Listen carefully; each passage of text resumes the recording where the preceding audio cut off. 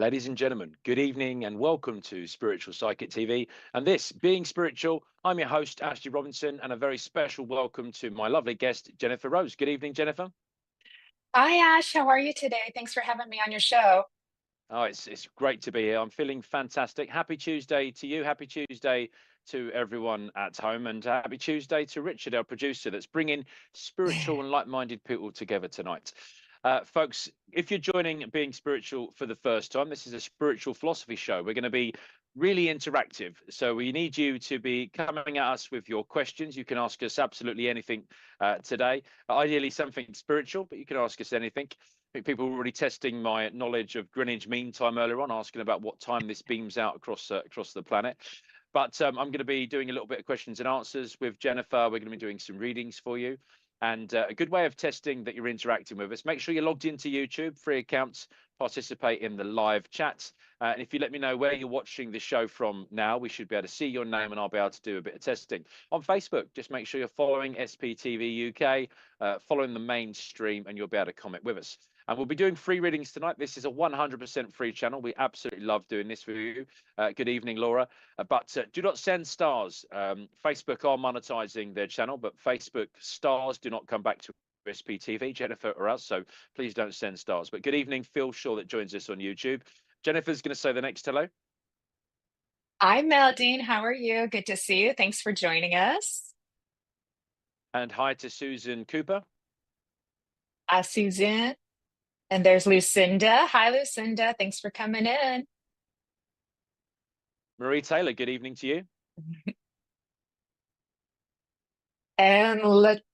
I don't know if I said that right, but hello. Good to see you. Thanks for being with us. And for the readings tonight, folks, we're going to give readings to people that have asked us good questions that the producer is able to then display on the screen. But Marion Cook, hello.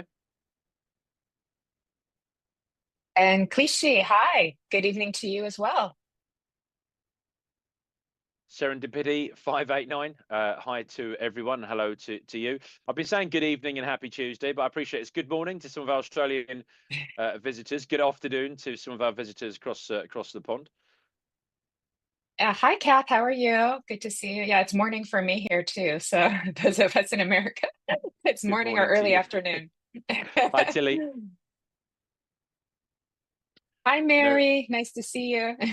Mary was one of my circle leaders, Jennifer. Oh, wonderful.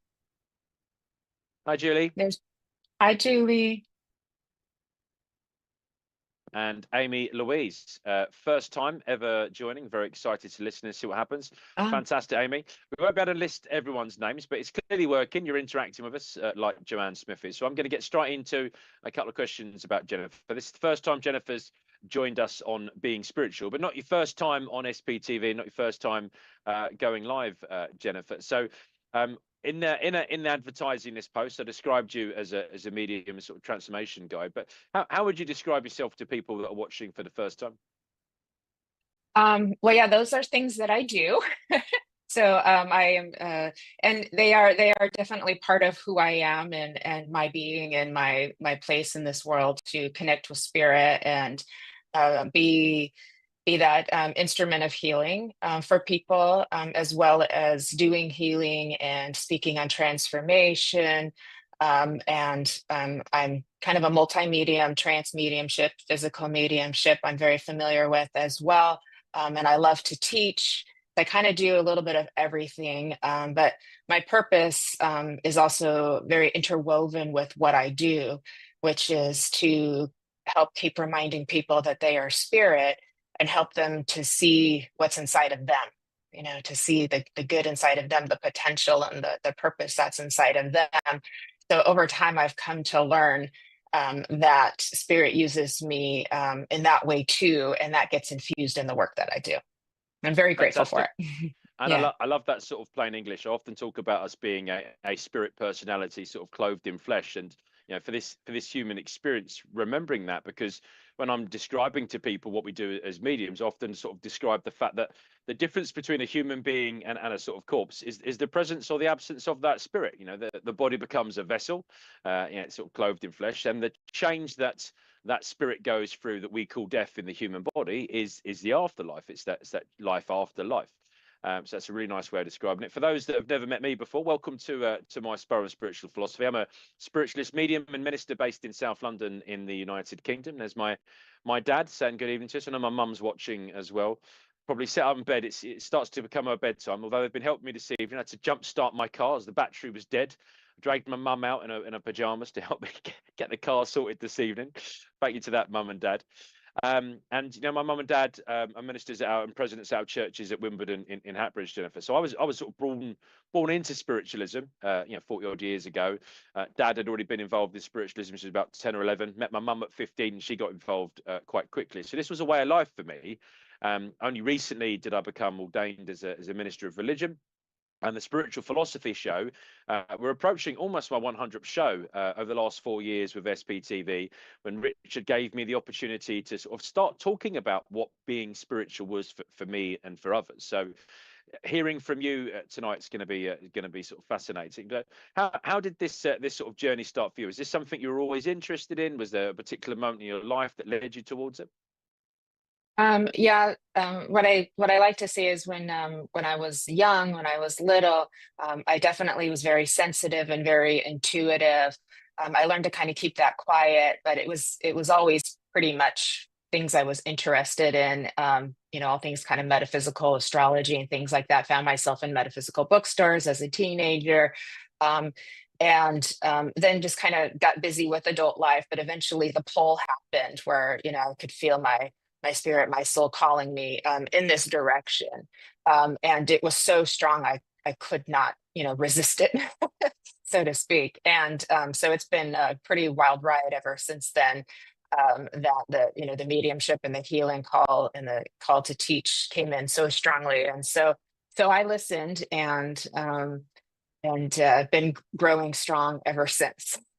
So that's the short version. And a lot of people talk about an instinct or an intuition or that sort of pull. When you talk about listening, for you, how are you listening? Were you doing that with your ears, or were you sort of mind's eye? Sort of try and explain that to people at home. Yeah, so I wasn't one of those uh children that was like seeing spirits and talking to spirits all the time. I was aware of spirit at times and had some mediumistic experiences and had some psychic experiences. But I wasn't one of those kids that's like, oh, I was seeing spirits at 3 and communicating with them. So for which hopefully is comforting for some people, because some people think that has to happen for them to be a real medium, and that's not true. Everybody has their own journey and their own path and their own sort of like soul contracts of things that have to be done before they start doing this work. Some people will start younger, some people will start older.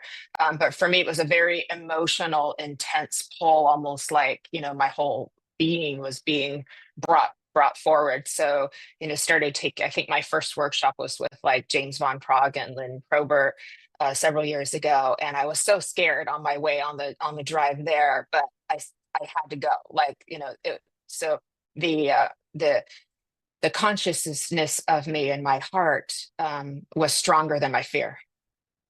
And I mean, that's a really nice way of putting it. So when you then started to act on it, did that feeling change? Did you sort of start to feel, yeah, this is a confirmation of what I should be doing? Yeah, it felt very much like home. It felt very much like getting to be me for the first time in a way, because that part of me had been so quiet for so long, not being able Dormant. to really express, not completely dormant, because I was always, the spiritual part of me found its way out, it found its way out. And, so for instance, I, um, as a younger person, I could kind of do that little switch into another part of self, and I could see people for who they really were and say things to them that were very inspiring. And I could do this as a little girl, very young. I just didn't recognize what I was doing back then. I just thought, oh, I'm just a good person. But they would comment on that, and then I would find that people in my presence would say their headaches went away and things like that. So I realized that I had healing abilities back then that I didn't realize as well. So it found its way, but I didn't connect the dots until later. You know what I mean? But for the most part, I had kept it pretty quiet. And then when I was in a group of people like me, I was like, oh, I get to be me. Wow, Authentic. my spirit got to shine for the first time, really. It was great. which is really lovely. There is a question that we'll answer for Joanne Smith in a minute, but one of the words you said was soul contract, and we've Mhm. dedicated a couple of shows to different sort of concepts. We've done a show about reincarnation, another show all about sort of karma, or the concept of karma. And a couple of times I've used the word soul contract, based on the assumption that there could well be these contracts that we have with each other to come down at certain times, or in certain groups, or certain people for certain experiences. And one of the shows we did all about reincarnation, we spoke about the fact that there might be sort of big chunks of our life that almost like when we're looking at a movie, thinking about synopsis or the narrative of what's going to happen, that there are ingredients that are going into this choice we're making around life. And just before we answer Joanne's question, I'd love to get your just a bit more context on soul contract and your understanding, because I certainly have a belief that Yeah. reincarnation is possible, and that we choose to incarnate this time round, and that we might choose to do that at a certain time with certain families, certain groups of people, and that some of those big lessons were perhaps we did it because we agreed to do it in advance. So what do you think? Yeah, so I'll give you my take on it. I use that word because it's easy for people to understand because they've heard it before. And so um, it's just kind of an easy phrase to explain that there are things that are meant to happen for us. There is kind of a script that we're living out. We're not separate from spirit at all, ever, and so everything that's happening happens for a reason and is divinely interconnected. And there is an intelligence beyond that which our thinking minds can understand. And there's beauty and comfort in that, and there can be fear in that for some people too, because then the protective part of our personality can feel a little out of control with that too. But through transformation, we learn more and more over time that it's our higher consciousness or our higher self that's really running the show, and doesn't judge our experiences, but loves every experience that we have for the learning, for the growth, for the expansion, for the knowing itself, because we're all facets of the divine wanting to know itself. So it's know thyself, right? As far as reincarnation, I personally feel that the soul of us can just keep projecting as many lifetimes simultaneously, because there's no time and space in spirit world. It's a whole different frame of reality. But the facet that is us, that is Jennifer and Ash, can continue to go on over in the afterlife and the spirit side of life indefinitely. So, but the soul of us, so that we're facets of our soul, are facets of the divine, but that which we are always connected to can just keep doing multiple lifetimes. So we can have other lifetimes connected to us right now. It doesn't have to be consecutive over the timeline, so to speak, too. And so that's why we can still connect with ancestors or people that have passed quite a long time ago, because they're all there. How all of that works, I'll find out more when I get over there too. But hopefully that gives some people comfort, because people do worry, is my person over in spirit world going to be gone and I won't be able to communicate with them? And I haven't found that to be true. So, so I do feel that spark of us gets to stay us, Yeah. but becomes, openly conscious and completely healed, and then continuing the journey into that next phase of consciousness. But the part that's creating us, whether you want to call it soul or God or whatever, is just going to keep going, but we're connected to all of it. And we find through like past life regressions and things, we can tune into very particular lifetimes and get a lot of detail, but people also can connect to historical figures and feel like they were them also, because it's all there in the field. So that's my take on it. Yeah, a really nice way of explaining it. When I try and do some of the plain English, I often talk about the fact that my limited sort of school education around science, I was at least aware that everything was made of atoms, and that atoms are effectively the smallest bit of energy that we could measure, and then within atoms there were particles, and we know that particles of energy are in themselves intelligent energy, and we know that particles of energy can exist in more than one place at the same time and still be in constant communication. So I think that, my 1999 sort of English science lesson, talks at a very simple level around what you say, which is that we're experiencing everything for ourselves in an attempt for almost like the universe, the divine, to sort of get to understand that it's Yeah. possible to incarnate, but your personality, a bit of an identity of that personality, and there's an opportunity to almost recreate a spiritual version of yourself in that spirit world to then see loved ones. And I believe that, we sort of, because we're starting and go back to that place when my children, incarnated on this earth, I think there's an opportunity that they almost sort of said goodbye to each other in the same way that we welcomed them to this existence as a sort of spirit being. So I think all of that's possible. It's lovely, lovely way of explaining it. Now, Joanne asked a question about spirits and how clearly that we can see themselves to you. And I'd be really interested in how it sort of works for you, because most of the time that I'm doing mediumship, actually spirit are presenting themselves within my mind's eye. So I'm not actually using my eyes to sort of see them. Sometimes they can, a bit like we used to have a game, I don't know if they have the same game in America, a game called like Guess Who? And you'd have like a board and you'd have to guess, did you have a man or a woman? Did they have glasses? Did they have sort of hair, long hair, short hair, facial hair? And in my mind's eye, I'm sort of doing a bit of that. Who have I got? Is it a man or woman? Are they friend or family or colleague? How did they pass? And as I'm working through the identification, they're using sort of visual clues. But as they come quite close to me, I often then get a glimpse of a bit of a description where I can sort of describe them. And I find the same sort of with guides. But of course, I'm not actually seeing it with my eyes. It's more within my mind's eye. I love paranormal. So by that I mean simply something other than the normal way that we are seeing, and I love physical energy and physical sort of mediumship. So a couple of times I've been lucky enough to get glimpses of spirit, either in sort of more of an ectoplasm form where they're sort of trying to manipulate, but often when I see it, it's more like glimpses or shadows, and I have to really focus. I think spirit have to work quite hard to maybe show them in this 3D world. But I realized that the word medium acts purely for us, isn't it? It's about our palette, and therefore we all integrate with that energy in a slightly different way. So that's how I do it, folks. Oh, I love that. That's beautiful. Very Or similar how do for they present me. themselves? Yeah, very similar for me. So people who can actually see spirits like with their visual eyes, that's called objective clairvoyance.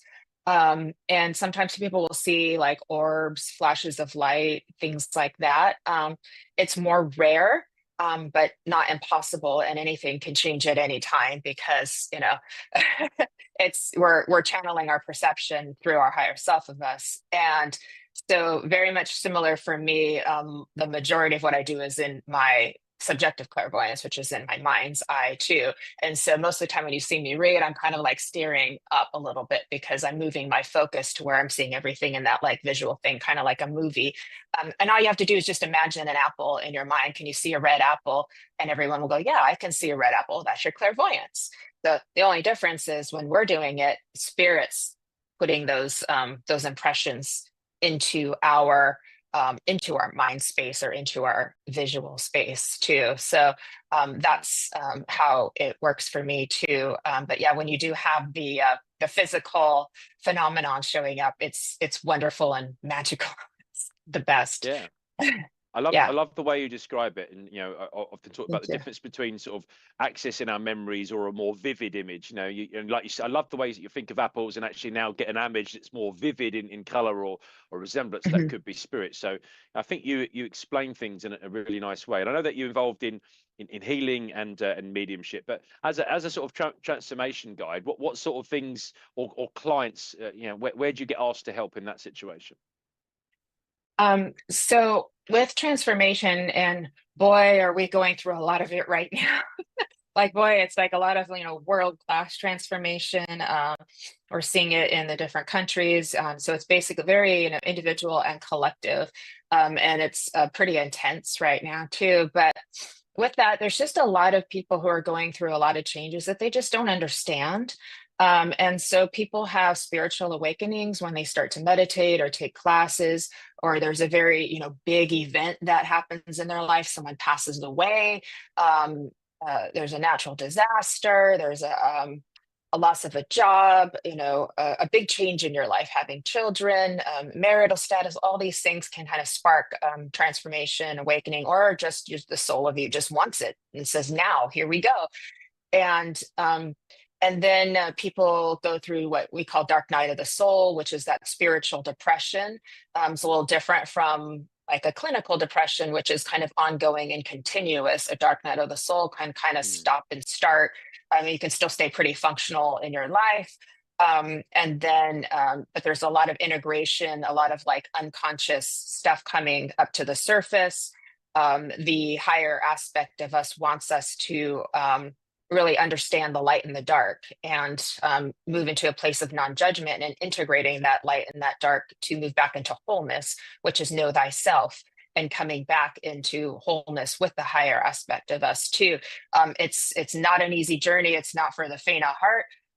And then people have kind of those Kundalini awakenings as well, which are, it's very energetic, a lot of psychic experiences with that. And so there's just a lot of people who just don't understand what's happening to them. They think they're going crazy. They don't know how to get help for that too. So I've just been blessed with an ability to kind of speak in a way that people understand easily, Mm. and then feel like, oh, that's me. Okay, everything's okay. This is something that we're going through. But with transformation, the physical, the spiritual, the mental and emotional are all overlapping. So we can keep finding reasons for things physically, and we can find reasons for things mentally and emotionally, and then Yeah. we can find reasons for things spiritually. It's all spiritual, it all overlaps. And so we have to kind of like, tackle it from all ends. And so I very encourage people to not just pick one avenue, like take care of your physical self,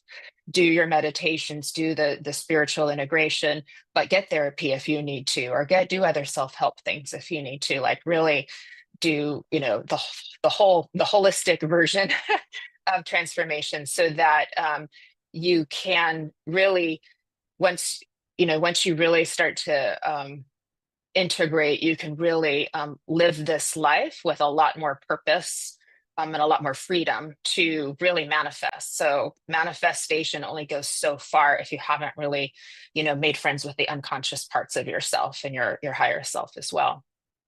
Incredible. And I wish I had more teachers like you when I was sort of going through my school, because I think you do take quite difficult subjects and you sort of bring it to life, you contextualize it. We've already glossed over quite a couple of deep subjects in metaphysics and all sorts of stuff. And actually, I think you have a lovely way of Thank you. explaining it. So thank you for joining us today. I mean, really Mhm. enjoying collaborating with you. So great question to get us started. I've just drawn a card for you, which is number 33. Now, this card, the Beast, depending on how I sort of draw it and where I sort of feel implied, for me, this represents about an element of you going toe to toe with evil, or you confronting evil. And I was getting this real impression of a toxic person, and you doing the right thing, this sort of moral courage, you stepping forward, doing the thing that was right in the situation, regardless of your own sort of personal interest. And I wanted to sort of recognize that, that would be a situation, a scenario you've gone through at the moment. Really important that there's also this element of the confrontation with the sort of the powerful dark forces of our unconscious mind. And there was an element, there's been this physical toxic relationship that you've gone toe to toe with and you've confronted, but there's also this element of you battling forces within your own head, your own sort of psyche, sort of what we might be described as the unconscious mind or mental health. Because I would say that there's something about attitude and behavior in relation to this toxic scenario, and that there was an element of bad temper and spiteful reaction, an element of you. I wanted to use the word tolerate, but the word I was hearing was like sort of codependency. So I don't know if you would have understood more of a narcissist within toxic sort of scenario. Uh, was so challenging you and what was acceptable so for you. And Joanne Smith says thank you for answering the questions to learn as far as spiritually concerned. So Joanne, you're very welcome. Jennifer, is there anything you'd like to add for Joanne? I just think she's doing a great job, and she's got a beautiful heart, and a lot of love around her. And she just needs to lead with that, and all will be well.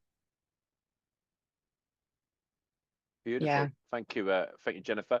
And the next question we take, folks, I'll get Jennifer to answer it first, then I'll give my opinion. And if Jennifer's able to, we'll give a little reading, and then I'll blend it the other way around. So next question, Jennifer, comes in from Jody.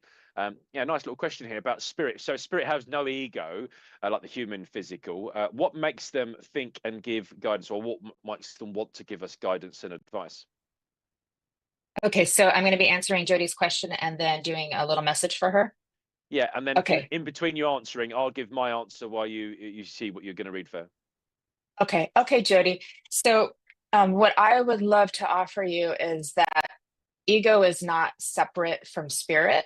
And people use that word sometimes in a very negative manner, as if we need to eradicate it and deny it and reject it. And I have found that to be just more self-rejection and self-loathing, and sort of the opposite of self-love, right? So I'm just giving you the framework of how I use that word, but I understand it to be, the protective part of our personality that sometimes can move into reactive patterns that can be difficult for yourself and for others around you to maintain, healthy, functional relationships with.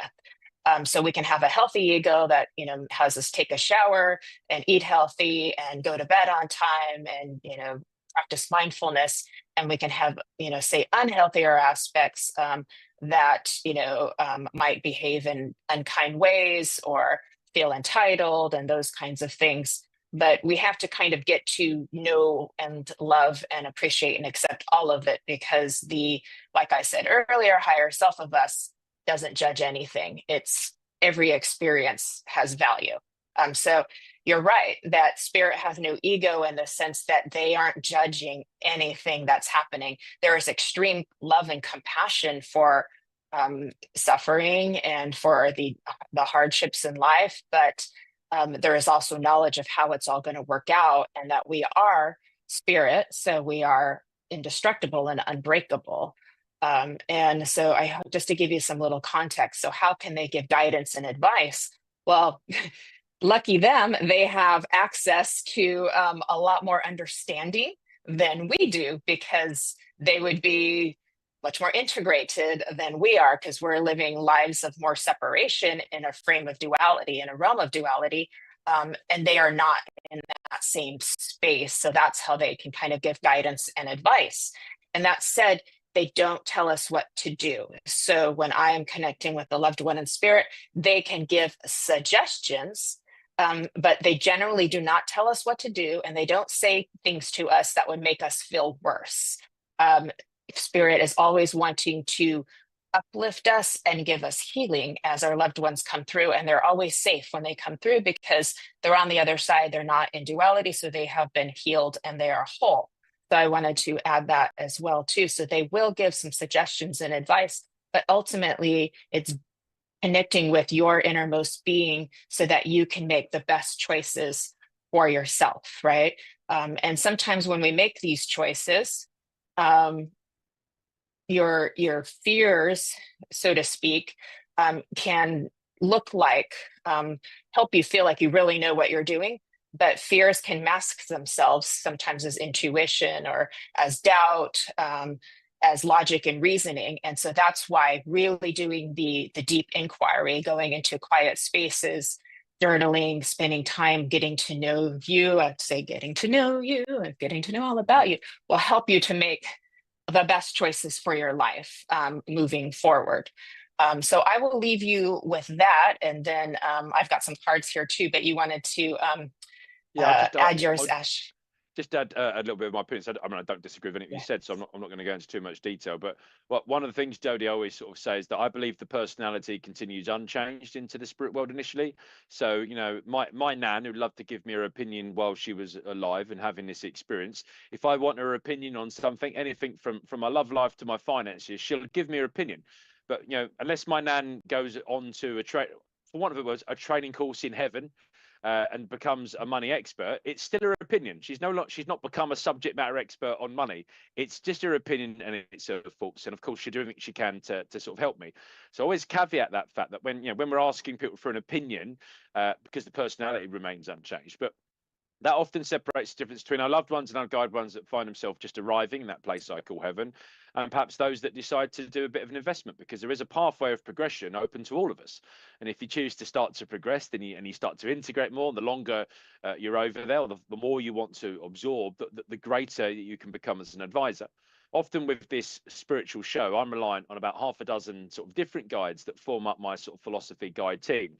And I think it's fair to say that when I sort of see them round, round the sort of meeting room table, they don't always agree with each other 100% of the time. Now, even though they're all in that afterlife, they've all entered at different times. They've all had different pathways of progression. But what they will do is they'll only get to a point of like, right, we can all agree on this bit, Ash. So you can say that because we're all in agreement on it. And someone else say, right, I'm going to go off and do a bit more research on that. Or actually, I've definitely got an answer for you on there. So yeah, that was the only thing I sort of wanted to add to Jennifer's answer there. But I thought it was really nice for you, Jody, and I can see you giving some feedback, and you've loved listening to that. So I'll let Jennifer read for you, and then I'll give just another little bit of a read at the end of that as well, and I'll take your next question. But yeah, beautiful answer, Jennifer. Thank you. Thank you, as you as well. So Jody, I pulled a card for you, and it's this beautiful, like, fairy goddess with a little baby. It's a little hard to see. I'm going to try to, I can tell there. I know it's hard with Zoom to get it. But she's got some beautiful iridescent wings. And she says, the fairy godmother heralds the joyous news of a new baby or the birth of cherished idea.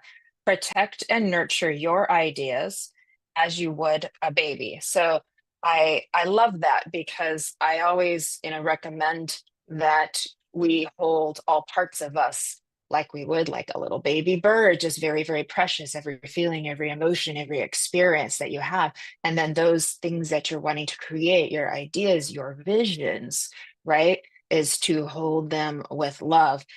So this is definitely showing that there is definitely energy and momentum moving forward for you to make some positive changes that will continue to unfold for yourself in ways that are helping you to really like see a brighter reality for yourself. Not that your reality isn't beautiful as it is, which it is, but there's even other spots of brightness that you're able to touch into that are going to come into your world because you've done the work and you're asking for it, and you're kind of like, looking like, what else is there? And that's beautiful for you, Jody, because it's creationary energy that you're tapping into, your creative desire of your spirit, because divine is consistently creating. Divine is creation, right? And so you tapping into that brings in those new beginnings. And we're just getting ready, into the end of the year. We're going to move into 2025.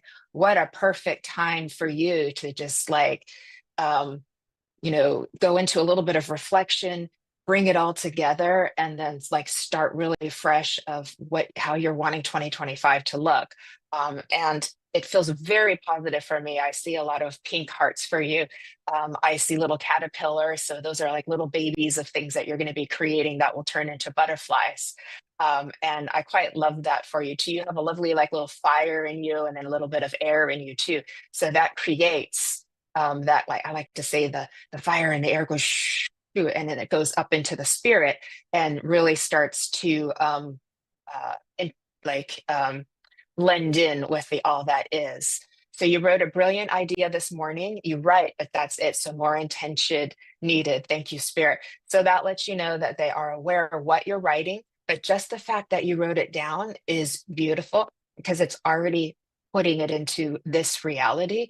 And then just move into the heart and the trust, and be open to what little downloads that even your own higher self, because your spirit is spirit too, can give to you, to help bring these into reality for you. I will hand it over to Ash. Thank you, Jody. Wonderful, beautiful reading. Yeah. And Jody, as Jennifer was talking to you, I was very aware of a woman. This woman was claiming to know you. She tells me that she is family. She was a mother. She was a sister. She shows me the letter D, D for Delta. I feel that D would be a significant letter that you would understand. She was also talking about a February reason of celebration. I feel like I've got a birthday or an anniversary. I saw wedding bells, so possibly a wedding anniversary around February with this lady. She was married because she was showing me her wedding ring finger and an engagement ring finger, and she was talking about passing with a cancerous type condition. This woman that claims to know you, Jody, that was talking about being family, I was talking about a sense of mystery, okay, and some confusion, and she almost talking a little bit like Yoda from Star Wars, and she's like, a choice, a decision you must make. And it was almost like sort of back to front, almost like she was trying to get you to pause and reflect on it. So choice, decision you must make. It was almost like we were focusing on those sort of headline sort of words. I feel that was really important. But it feels like there's a bit of a maze. It feels like you're into this, and it's like you just need to keep on keeping on, explore everything, enjoy the beauty of the maze while you're there. Just keep on moving forward, keep on moving, keep on moving. That was the real sense of that. So Jody, hopefully you understand who that communicator was and you've understood your message. And thank you for your lovely question. We'll take the next question. Thank you, Jody. That was a beautiful read. I love that. Keep on moving forward. You're speaking my language. It great, a lot of collective consciousness. Some of the words you were using, I was sort of seeing within my mind's eye. Bill Hughes used to do his collective consciousness show quite regularly on SB2. I used to love that idea of, whatever words you use, energy, our guide team, whatever, sort of this little bit of a blending. And actually, as you were reading for her, I'm starting to almost hear or visualize the words that you're using as well. So I feel like the communicator that's with people starts to influence us both. But Jody says, yeah, it's beautiful, very blessed. Thank you, everyone, for holding the space. Lovely, Jody. Thank you Thank you, for Jody. Yeah. thank you for the feedback. And keep the Yeah. Feels so questions sweet. coming. Right. So Steph says, I've always had a good connection with my guides, feeling let down. Is it okay to disconnect for a while? Absolutely. Yeah, it's your choice, isn't it? And one of the lovely things that Jennifer said right at the beginning of the show was about that feeling of connection and when we're able to sort of be authentic, because in theory, as Jennifer said, they're always there. Our guides, our guide team, and no doubt we'll get different guides for different lessons that we need to learn and different sort of teachings. We have to get to a point in our human sort of life, and I love that when Jennifer spoke about almost like a soul contract, when it's the right time. But if they were there at the end of the phone waiting to talk to us, we need to remember that we have a phone, how to use the phone, and to tap back into that to sort of listen to the first time. And ultimately, if we don't like what we're hearing, we can put the phone back down. They'll still be there and ready to sort of go for it. And I think that both work spiritually as a medium. It's about getting your physical and sort of your mental health all in the right place, and everything needs to work within that life. So it's okay to go that the speed is right, and actually that might even be the speed you were destined to operate and to sort of dip in and dip out. What do you think about that, Jennifer? Yeah, it's definitely okay to disconnect for a while, to take a break. What I'd also add is that, your own higher self is a guide too. And sometimes with our guides, we can be giving them all of our power and asking them what to do and wanting them to do things for us and giving us all of the answers. And so sometimes they can become a bit distant for us or can feel like they're just not helping us. But that can be a push for you to kind of be empowered within yourself and trust in yourself and have faith in yourself. And so you have a higher self, you are spirit, you are a guide too for yourself. And so they may be kind of taking a little step back or giving you, I'll just say, a little lesson or a little challenge to look deeper into what's happening. And you can just take a break to reflect and integrate, do some reading, things like that. And then see what happens. And maybe some new, spirit family will kind of like come in, to the scene for you as well. But it can be very disheartening sometimes when you stop feeling them around you, when you become very attached to them and you feel like they've abandoned you or something. And that's not the case, but it's just they're just saying time to grow, time to move forward. And that's okay. Because they're like, you've got this from here. Like you don't need us anymore. We're still gonna be, here standing by. But ultimately, like Dorothy, you had it all along. too. So I'll say that if that helps you. So you can take a break and then you can put the thought out, hey, I miss you, come back, and then see what happens, Steph. I hope that's helpful. Lovely, thank you. Found that, Jennifer, for Steph. The card I just drew for you, Steph, it's my number 8 in my medieval deck, and it's all about work. And if you look at this card, you can see there's this sort of huge brass, sort of bronzy cog in the middle. Within the machine, all of the cogs are kind of turning as a result. And then working together in unity, and there was this real sort of sense of strength and unity. I was also hearing the word sort of pride about it all sort of coming together. You being part of this sort of bigger machine that's turning the sort of the bigger cog. Now, often when I draw like the work card, I think there's perhaps a link to sort of professions, and I was asking for a sort of a bit of guidance there. And what I was sort of picking up on is this idea about all little things, all little things leading to a big. And I kept hearing the words sort of change. I was talking about endeavors at work, the elements of. Okay, thank you. I just had a man popping in that claims to know you, Steph. That was a man. The letter G was important with this man. Is claiming to know you, a father figure to you, not your father. He just said not your father. I think this might be dad's dad in the spirit world. And he was talking about work. He said, yes, definitely, it's a work, it's a professional situation out of necessity and survival. And he was showing me the balance. Okay, now I really enjoy my professional job, but I probably wouldn't attend at all if they stopped paying me. So there's an element of them, having to do that. It's like I'm going through the motions, and lots of small changes making and leading towards this sort of bigger change. And that word that we were talking about, Jennifer, and I transformation, feels like all of these little changes are building up to something big, and it would be sort of worthwhile for you. It'd be enabling property about what's going on. This man that claimed to know that gave him the letter G, I don't know if it was a G for grandfather, and he was your dad's dad. He was telling me about his heart. I've had a heart life-limiting condition. I don't know if it had an impact on my heart or an attack of some sort, but he was over there on the left-hand side of the body. So I hope you understand that communicator and that message there about work, Steph, and you're happy with your answer to your questions. I'm going to give Jennifer the opportunity just to come in and see if she's got anything else she wants to add to that.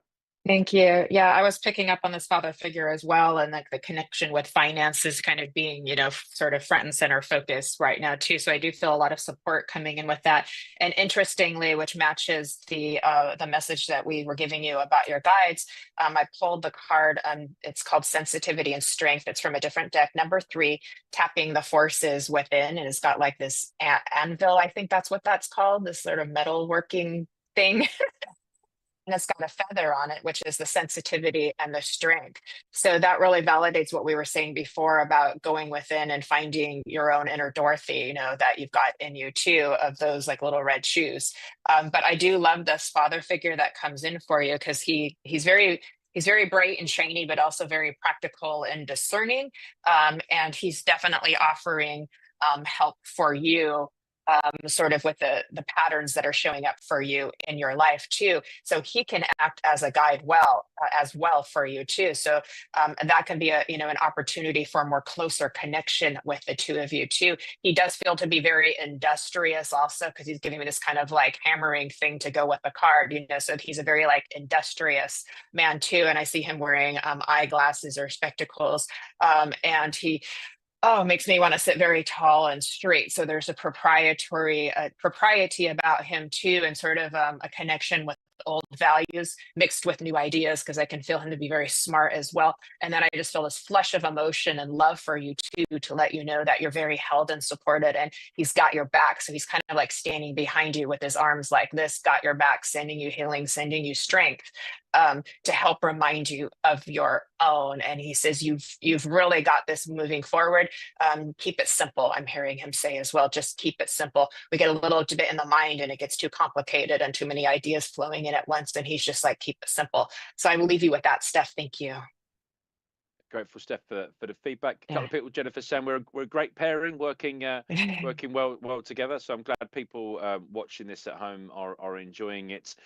Some other comments in at the sidebar. We had some feedback from Jody that understood the message as well. That was some feedback from her and verification, which is always lovely to hear from you good people. So Yvette Mary Taylor has come up with the next question. She said, I died in my sleep once. and I felt myself crossing over, but I had spirits screaming, "Go back! It's not your time. Your son needs you." I think if spirits arguably screaming at you from that place I call heaven, nice that they was telling you to go back as opposed to wake up, you've got to come this way.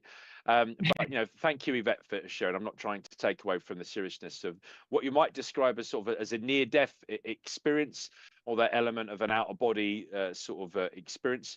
And often when people have been involved either in a sort of a tragedy or an accident, people have described similar situations, often with their own sort of blend of things. So, not unique.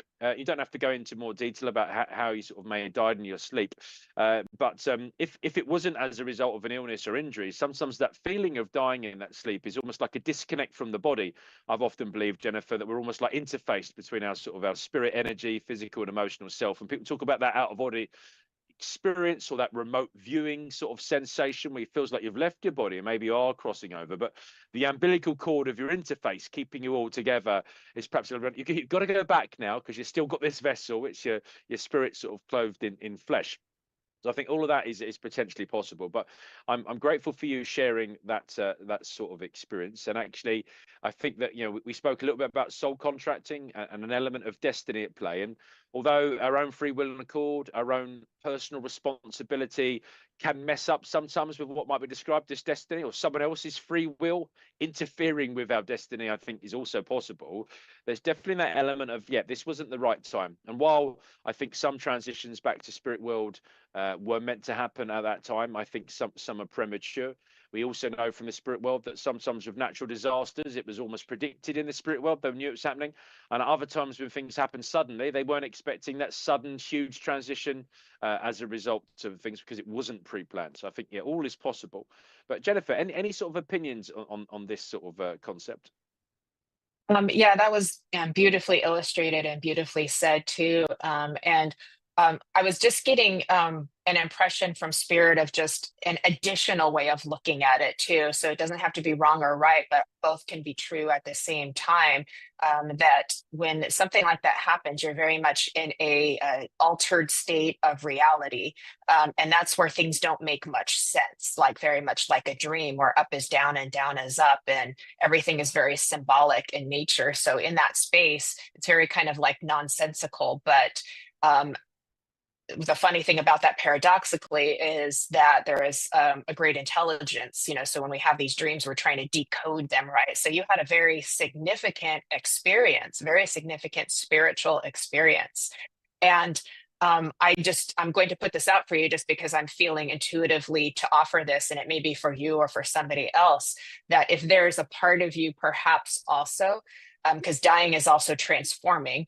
And if there's a part of you that perhaps was feeling a little lost or a little bit, kind of giving up on the world in some way, like life can be so hard and we can feel so disheartened with the things that we see in our external reality, and feel like we want to go home and things like that. And I'm not putting that in a way that is making it look like there's mental illness or anything like that. I don't mean it like that. This is a very spiritual way of looking at it.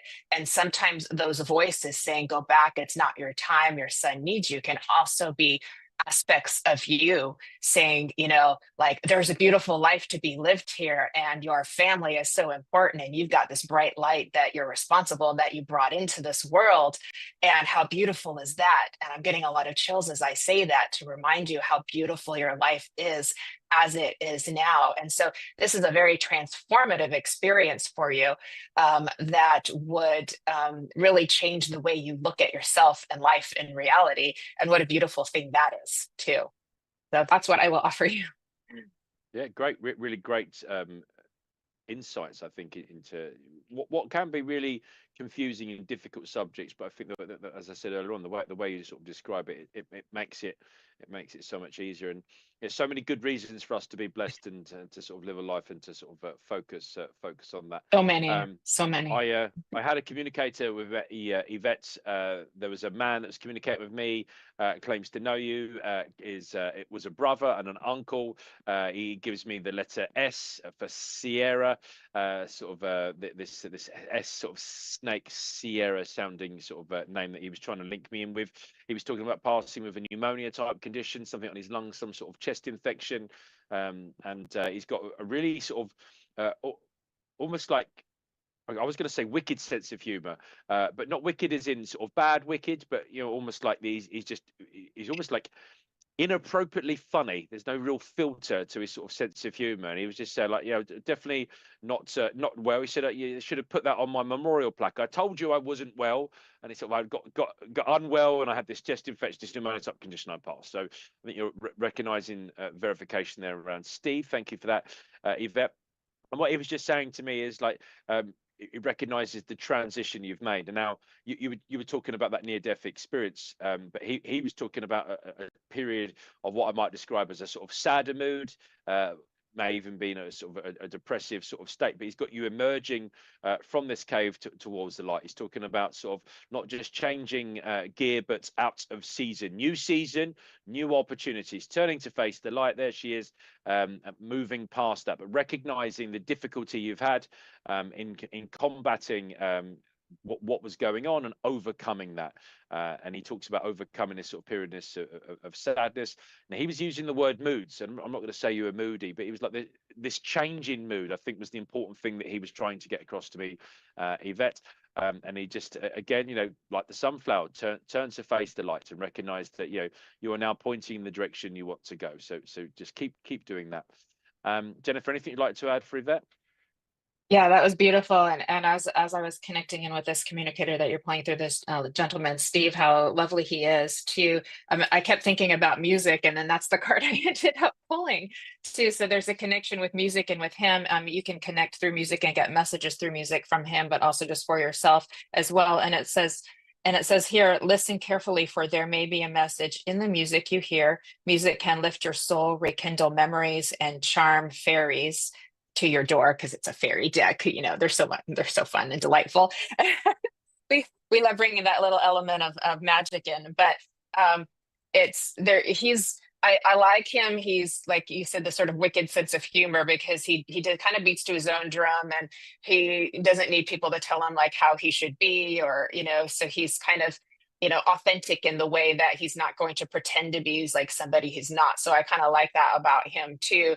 So he's got a little bit of this like rock and roll vibe to him that comes in, and he's pretty high energy as well. So it's like he's kind of fun for me to like connect with too, and a lot of love for you as well.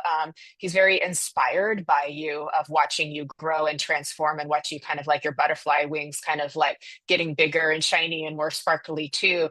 And he's very pleased to see like what you've moved through, and the path that is like unfolding before your eyes too. He also shows me a ladybug too, and you guys call them ladybirds over there too, which is a beautiful symbol. And I know we associate that with good fortune and good luck, but it's also protection for you too, because as a good friend of mine says, no one wants to hurt a ladybug too. So when the ladybug comes in for you, it's letting you know that you are protected, and that you're much more loved and appreciated than you may realize too. Sometimes we have periods of time where we feel very vulnerable, and we may feel like we don't have the support we need, but in fact there is a lot of love and support around you, and a lot of brightness around you too. I want to come into March for you as well, coming up being significant for 2025, and I feel like you'll look back on these last 5 months and go, wow, look at what's changed since then and what's unfolding. And I do feel some changes with finances he's letting me aware of too. I know this came in for another guest that we had earlier, but it does feel more of a positive flow that he's showing for you too, that he will help with you too. And there's some business that he's telling me needs to be taken care of. So he's just putting a recommendation of maybe adding a little energy to some business matters that need to be either completed or worked on as well. But lots of love from him, lots of support from him. And he also brings you the lucky star to also let you know that you're protected, and you can find your way out of difficult situations that could have gone worse. So that lucky star is a good thing to have in life. It's kind of like your guardian angel. So I'll leave you with that, Yvette. Thank you. Lovely uplifting message for you there, Yvette. I hope you've understood your answers to your questions, and your communicators and your message. Really sort of a really nice way to finish it. So we'll take another question as we come towards the end of the evening.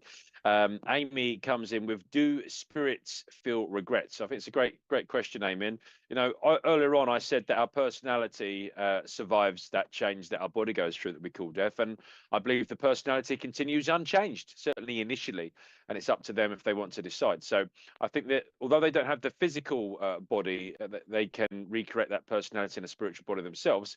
I think it's absolutely possible to feel regret. I often given evidence to clients that I'm reading for, where people talk about dying regretted, or making lists of detriments to their personality or character, or regretting the things they didn't do, or the things that they did, because they get an opportunity to sort of see their life like that book of life, and everything that they've lived and everything that they did.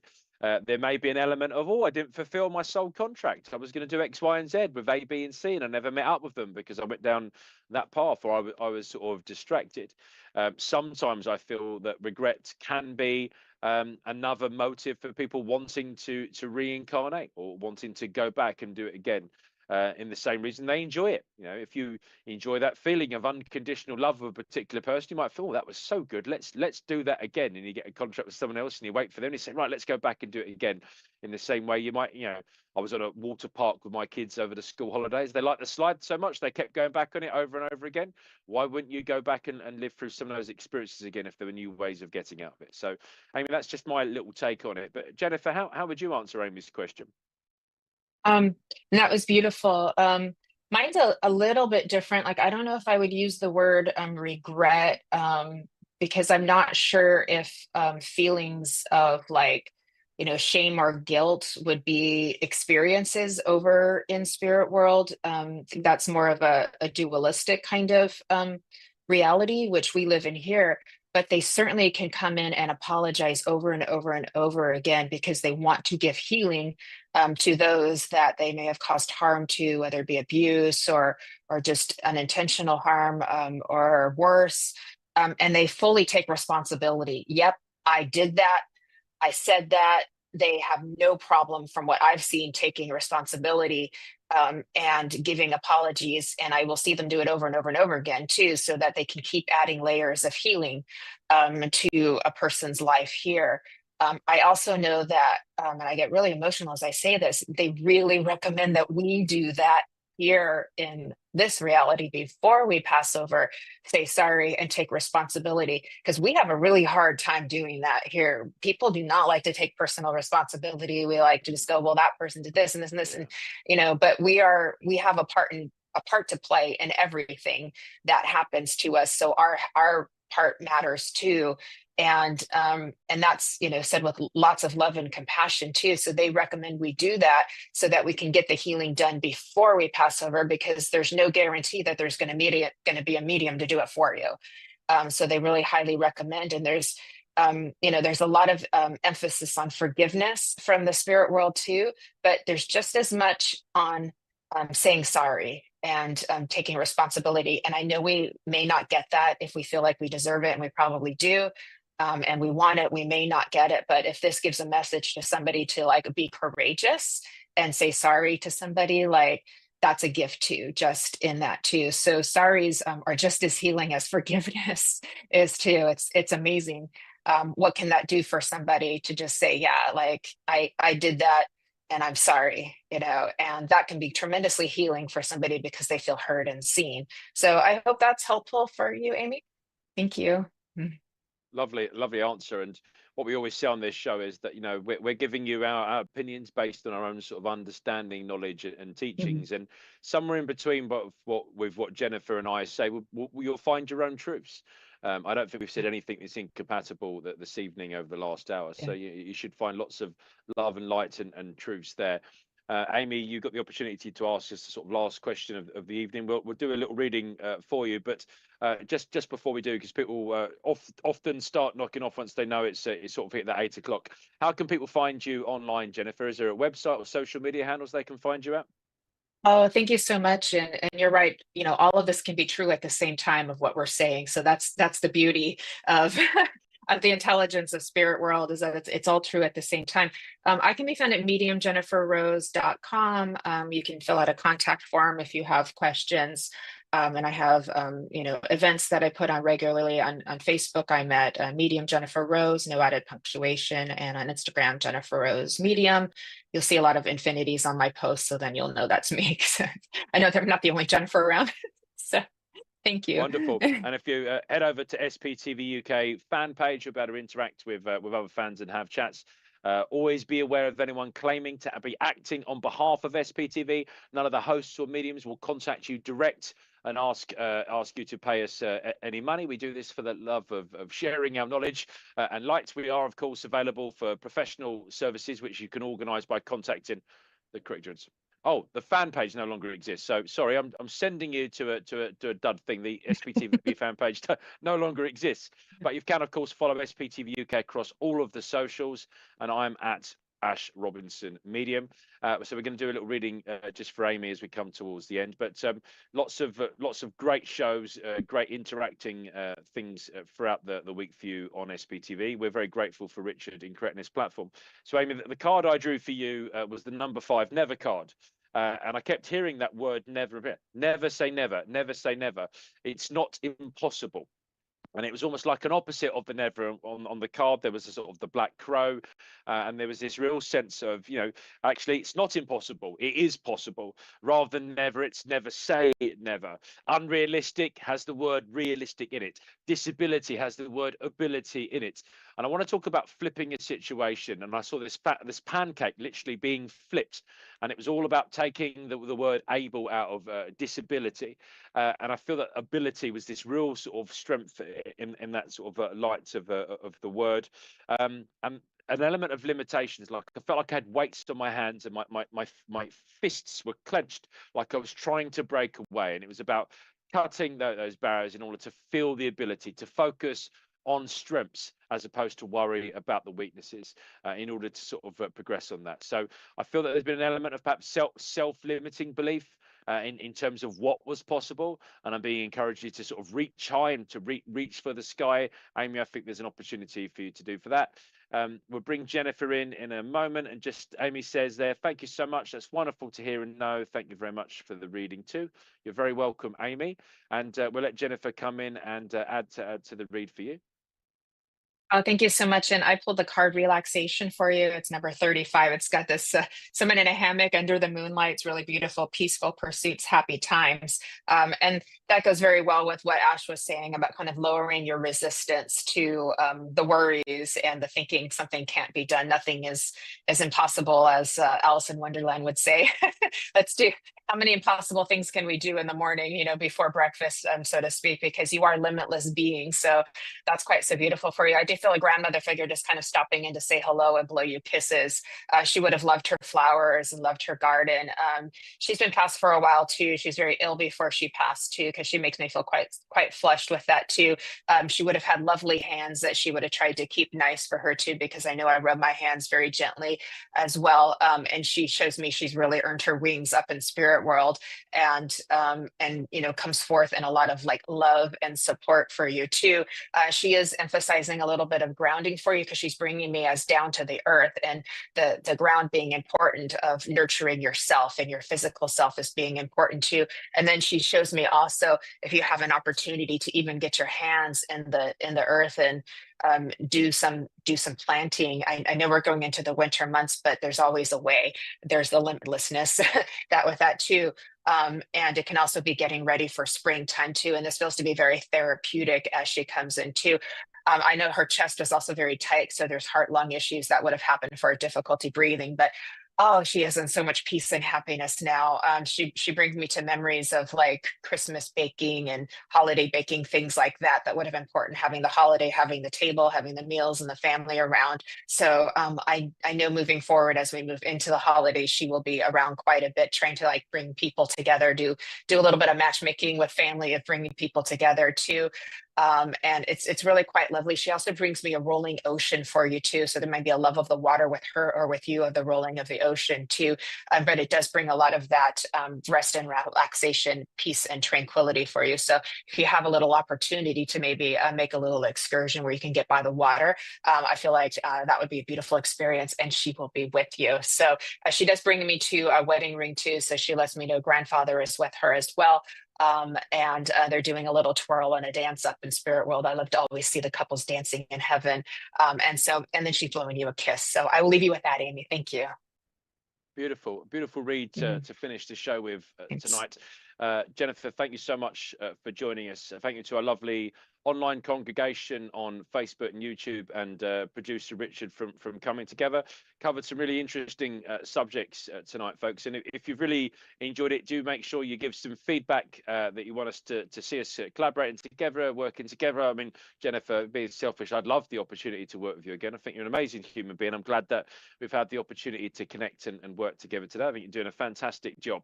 Let's hope our paths Thank do you. cross again. But any closing words, anything you want to ask or add, Jennifer, as we finish?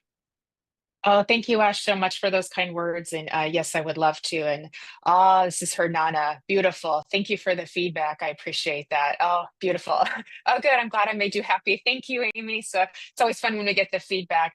I would just say for everybody who's listening as we say goodbye, just Spirit World has showed me is just to walk with grace and take a breath and remember this is a beautiful world that you live in. Everything that we see on TV is not necessarily your true reality. So go outside and enjoy nature and appreciate the beauty, connect with your heart, give somebody a smile, sing for life and love, and remember that you are infinite and eternal, and how beautiful is that. So I will leave you all with that, and thank you, Ash, for having me on your program. Thank you, Richard. Good to see you as well, Richard. Well, thank you, folks. Thank you, Jennifer. Good night, and God Thanks, bless you all. everybody. Take care. Bye, Bye. everybody. Thank you. Bye, everyone.